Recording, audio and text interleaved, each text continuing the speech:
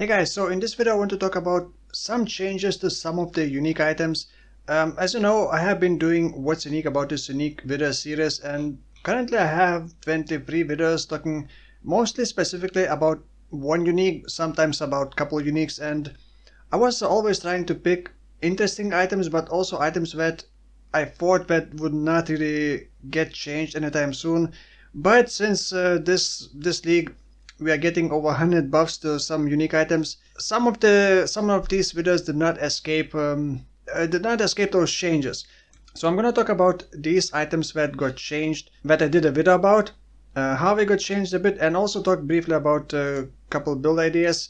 Not really like a full builds, but you'll see. Basically, all the prophecy uniques are now gone, and they are transferring the prophecy uniqueness of the unique back into non-prophecy version. Some of those are kind of disappointing, and some of those could be like really good. And we start with the Asenath Chant helmet, which is now not gonna be a droppable, obtainable, but you're gonna be receiving pretty much the same things on Asenath's mark. Now, Asenath's mark is level 8 currently, but I think it cannot maintain and remain to be level 8 because it provides too much damage for level 8.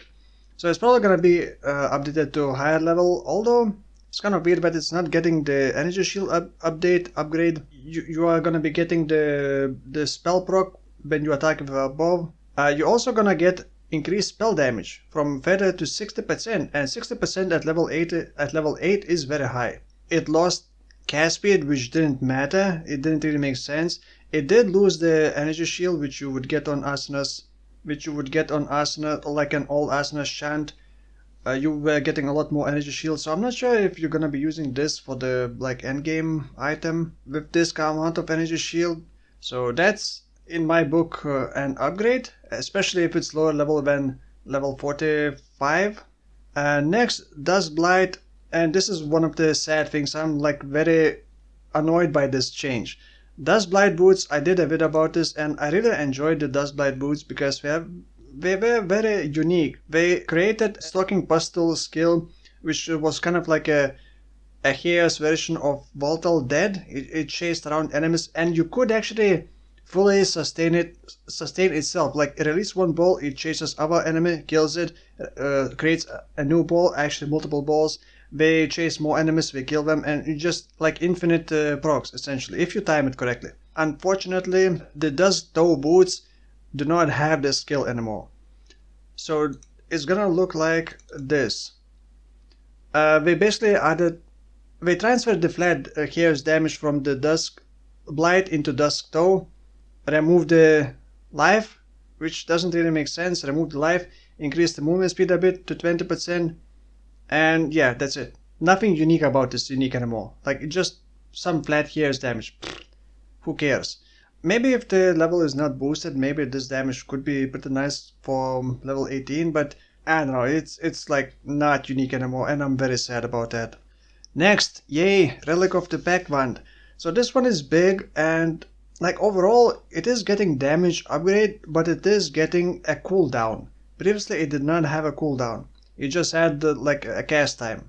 But it's gonna have less cast time now, but gonna have a cooldown. So essentially it's getting around 58% more base damage, but the cooldown could be, it's like 1/3 of a second. It's not a big deal. However, like if you just want to spam it, it's gonna be very annoying when you spam it too quickly. You click it and nothing happens, and then you kind of gonna be confused, like I need to click it again, and it's gonna throw off your pacing. And I think it's not a big deal in the end. Like you're gonna get used to your timing, just don't spam it too quickly. Damage wise is fine, AoE is fine, damage wise is fine, but the cooldown could be a bit annoying.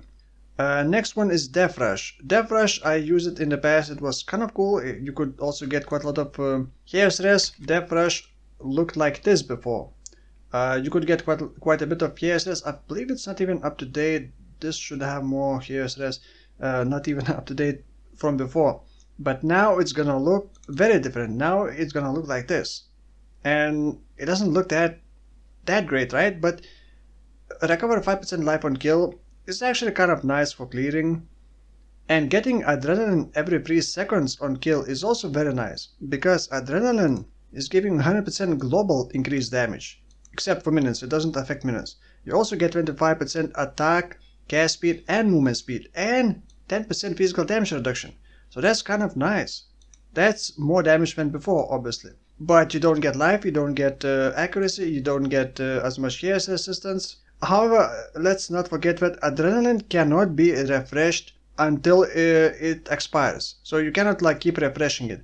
Otherwise, this would be extremely OP with the champion node that heals you for 25% of your life when you gain adrenaline. It would be absolutely broken. The adrenaline is very strong, but I don't know if I like this in general.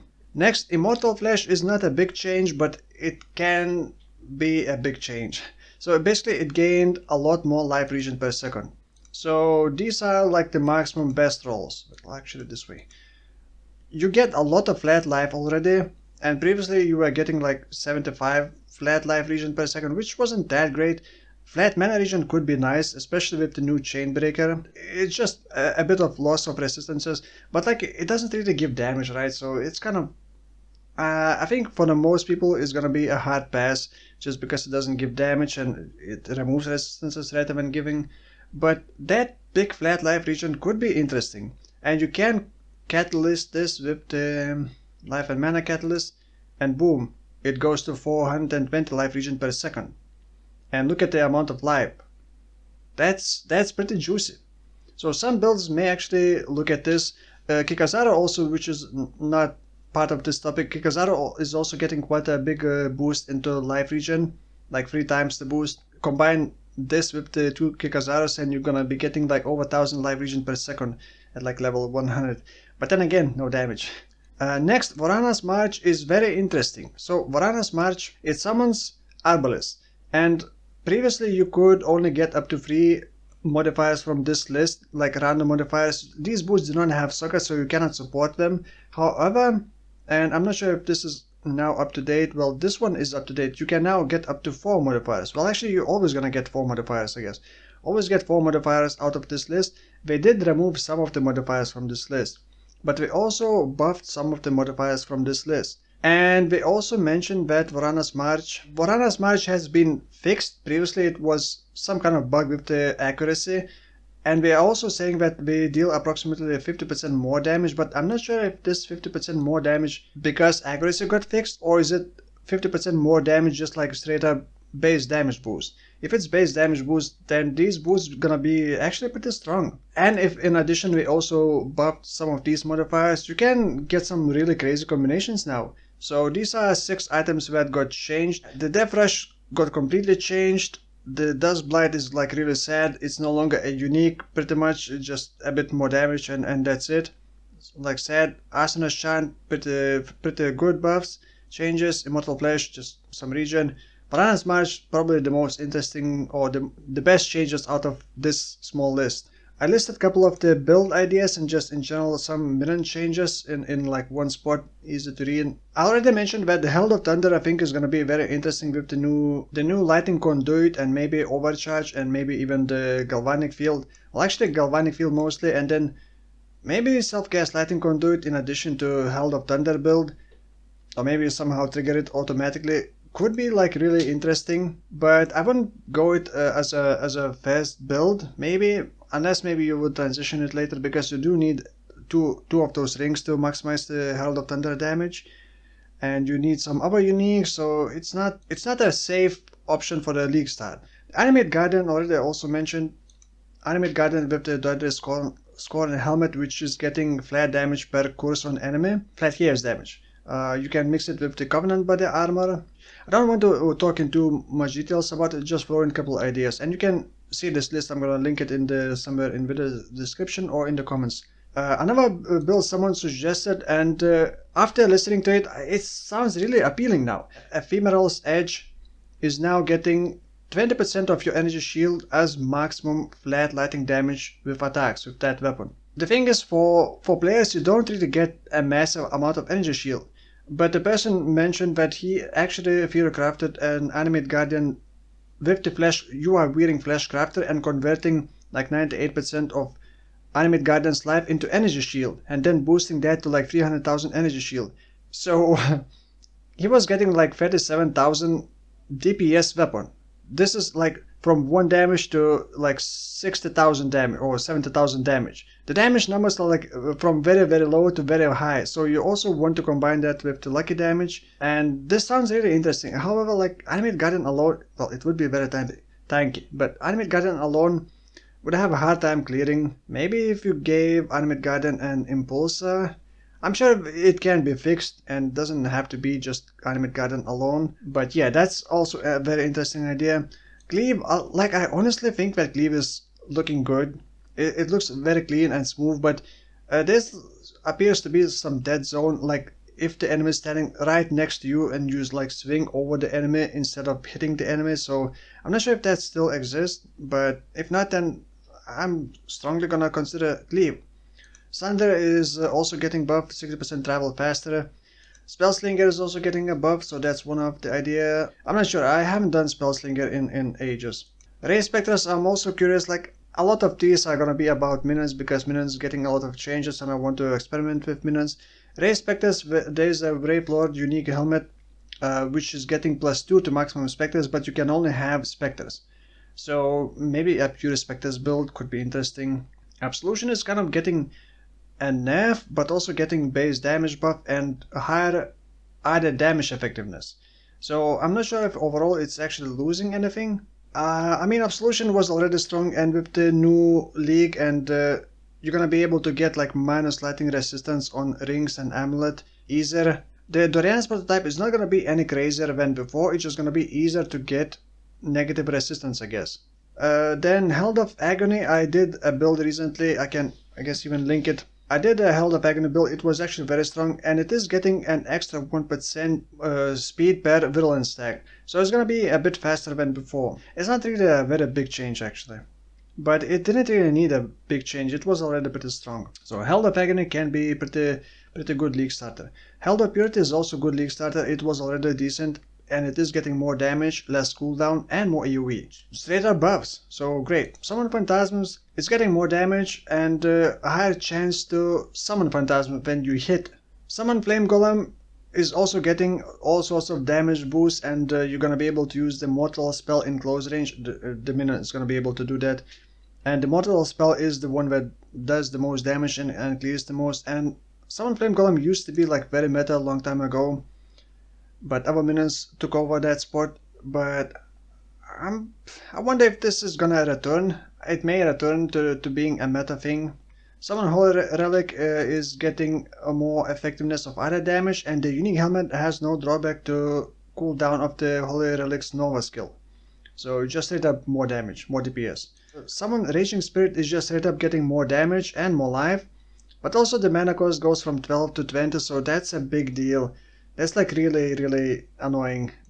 Summon Reaper is actually getting less damage, but more attack speed, more movement speed, and more AoE. So it's not really gonna be as good for big bleeds, and also it's not actually getting bleed damage boost. There was a line mentioning that minions had a hidden reduction to ailments, but Summon Reaper had a hidden buff to compensate for the hidden reduction.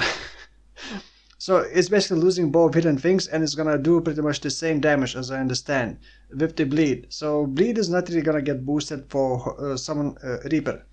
But in all the other cases for minions are gonna do like 7 times more damage with bleeds. But I can't really imagine any other minion getting 100% chance to bleed and working well enough. Summon Skeleton Mages losing a lot more than Summon Skeleton Warriors. Summon Skeleton Warriors are only losing 50% of more other damage, so we just lose the other damage. If you don't scale with items that give flat damage, you're not really gonna notice all that much, but their mana cost is also going up. And there is a new, well not new, but reworked unique that allows you to have permanent skeletons. That is still very questionable because skeletons are pretty squishy, and it's only for skeleton warriors, and I think Val's skill will not be permanent. Even if it is, Val's skill summons a lot of skeleton mages, skeleton archers, and skeleton generals, which will not be permanent.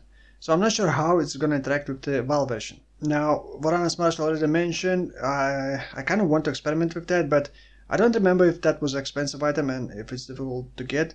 Now, all the minions in the past had 50% reduction to their poison damage. So now we are removing that reduction. It was a hidden reduction. I will probably try to experiment with the Summon Spectral Wolves poison version, and I'm pretty sure like animate weapons with the poison gonna be pretty decent. They were already pretty like okay-ish, and I believe in 3.15 I started League with the poison animate weapons and it wasn't a very good pick.